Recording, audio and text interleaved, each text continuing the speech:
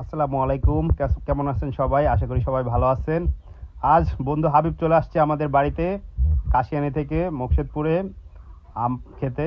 তো এখনো আমাদের কোটা বানাইছে, কোটা বানায়া আম পাড়তেছে গাছের থেকে।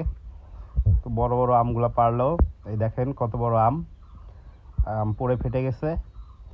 তো এখন আমরা আম মাখাবো। গাছের থেকে মরিচ, তারপরে আপনার এটাকে কি বলে, সরিষার কাসুন্দি এবং কাসুন্দি লবণ। এবং লবণ সবই আমাদের গাছের। হাবিব খুব খুশি, দীর্ঘ 10 বছর পরে নাকি আম মাখানি খাবে। এর মধ্যে সে আম মাখানি খায় নাই, এখন সে নিজে হাতে গাছের থেকে মরিচ ছিটতেছে। এগুলা উন্নত জাতের মরিচ। তো এবং সাথে এখন বোম্বাই মরিচ ছিল। সাথে বোম্বাই মরিচ ছিল।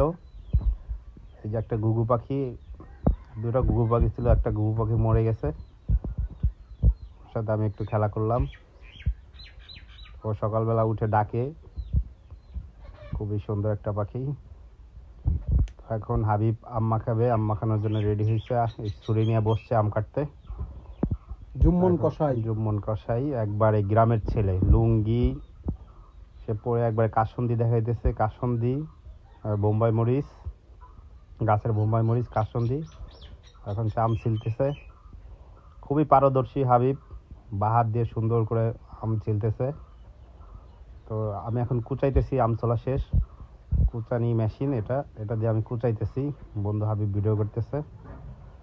তো আমি খুবই দ্রুত করছো হ্যাঁ, তুমি কাজটা। আমি এক্সপার্ট তো কুচাকুচিতে। এখন এই যে মাখানোর প্রসেসিং চলতেছে। এই যে কাসুন্দি ঢেলে দিলাম।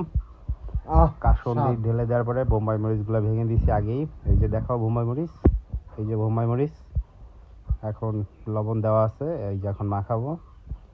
তো খুবই সুন্দর একটা ফ্লেভার আসতেছে, একবারে মুখে লুল চড়ে আসার মতো একবারে। সবচেয়ে বড় কথা হচ্ছে গরমের দিনে দুপুরের সময় গরমের আম আরাম মাখানো আসলেই গ্রামের অনেক ট্রেডিশনাল। শান্তি দেয়। হ্যাঁ, গ্রামের অনেক, আমরা ছোটবেলায় এরকম আম মাখায় খাইতাম বন্ধু বান্ধবরা। তো আমি অনেক বছর পরে মাখাইলাম আম, খুবই মজা যাদের ইচ্ছা হয়েছে। করে নিজে